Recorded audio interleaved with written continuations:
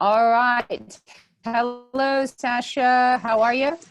I'm good. How are you? Very good. Very good. Thank you so much for taking the time. We're going to just learn a little bit more about you and in the world of fitness and everything that you're working on at the moment. Yeah, no dramas. You sure you want to do I think so. I think so.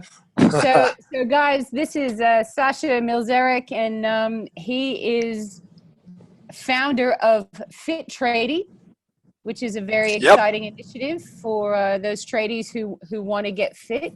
And he's also becoming a qualified personal trainer with PT Academy, which is exciting.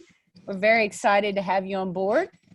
Yeah, very excited to be given the opportunity to jump on board. Like as I said before, I'm as busy as a blowfly at a barbecue, but I found the time to do this course, and I'm just wrapped to be on board. So thank you very much. Yeah, well, we're glad to have you, and I think it's important. You know, with our philosophy, we say that we train the human being, not just the human body. And I think that, the things, we've had a few chats before, the things that you want to do in terms of your vision for your business, really, there's a lot of synergies there. So, Yeah, of course. And as you said, it's all about, obviously the physical aspect, but it's also about the mental aspect and how training can really help you, with the endorphins and your mental strength. so tell us a little bit about your journey with fitness. I'm always fascinated with how people kind of stumbled into fitness and how they found it as kind of a career that they wanted to pursue.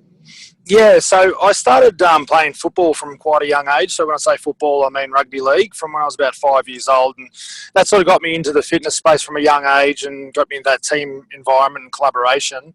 And then throughout that time, I played football till I was about 26, 27. So I had to retire, a few injuries, knee reconstructions and the like. So throughout training for football, it was all about, keeping fit and being the best physical shape I possibly could be to play.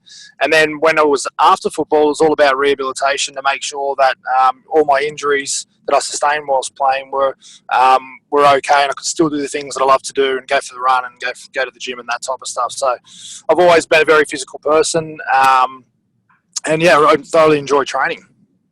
So talk about your injuries. Obviously, dealing with injuries when you're someone who is that energetic and athletic, to go from, all of that movement and energy and dynamic activity to then dealing with an injury. How did you kind of process that and get through that? Well, it was at the time I was pretty lucky because I was playing competitive football, so they were able to help me with rehabilitation. I was in a team environment and all the rest of it, so it was quite easy to rehabilitate during those times playing football. I had my knee reconstruction, my shoulder reconstruction, and a few bits and pieces. But it's afterwards when you stop playing and you're doing that stuff alone that it's actually quite difficult. And you go to the gym and the last thing you want to do is your rehabilitation exercise when you just want to exercise properly. So at the start of this year, I had a slip disc in my neck from training, and getting back from that was a long road for about 3 or 4 months. It's slowly building up where I had basically no function in my left arm or my left pec because the disc was pinching on one of the nerves in my C6, C7.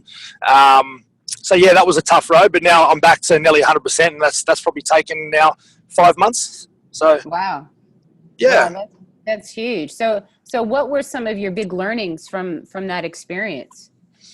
Don't be an idiot in the gym, and if it starts to hurt, then stop. So that's probably the biggest thing I've learned.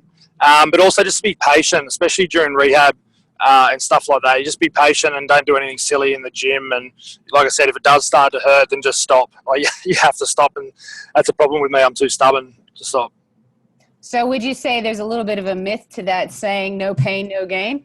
Oh, 100%. I figured that the hard way. Okay, great. Well, so tell us a little bit about Fit Tradie and what you hope to do with that and who you hope to help. Yeah, so Fit Tradie is an initiative that a mate and I started a few years back. We're both in construction. We've seen that in the industry, there's a real lack of focus on people's health and well-being. Tradies will typically one of the hardest working trades amongst everyone out there, especially in Australia.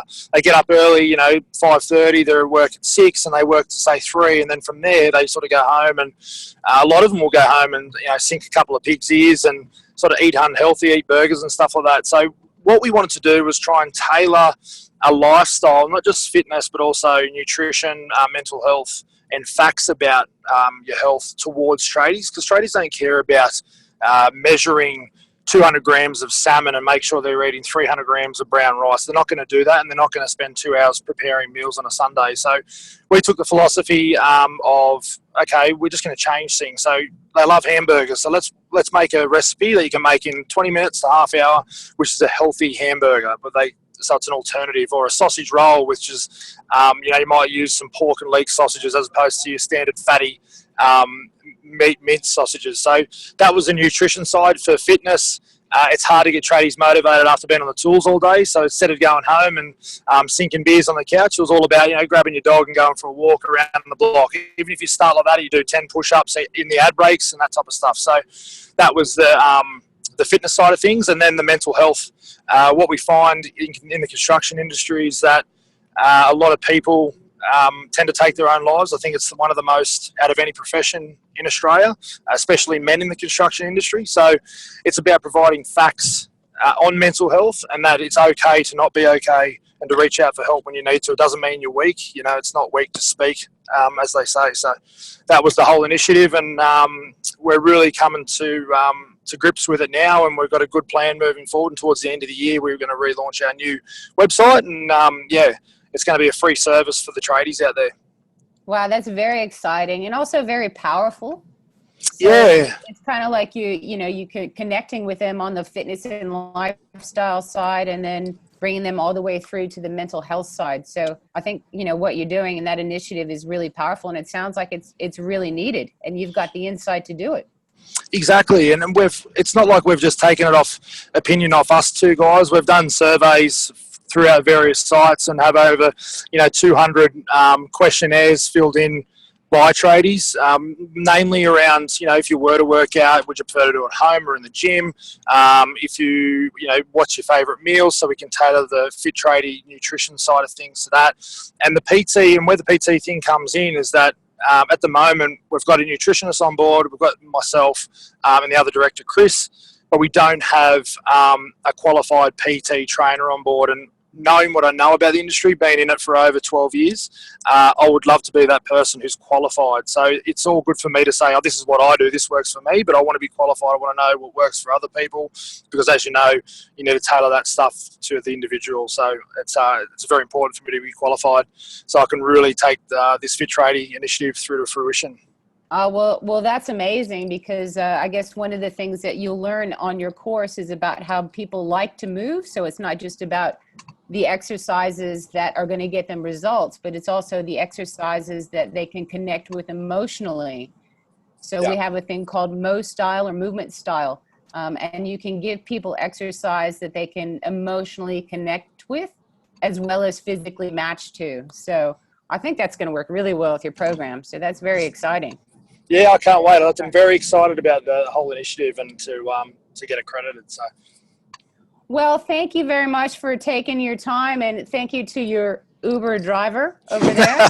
Thanks, Uber driver. He's got his glasses on now. Have a look at him. Cool cat. So cool.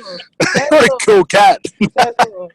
So, look, we're very, very excited about what you're doing, and we will support you 100% in that endeavor, because we're passionate about helping people, and we love that you've really narrowed your focus and you're really clear about your vision. So. Awesome to have you on board, and thanks for taking the time today. Enjoy your Friday. Thank you very much, Mel, and thanks to the PT Academy. I'm looking forward to it. Awesome. Thanks. Bye. See ya. Bye.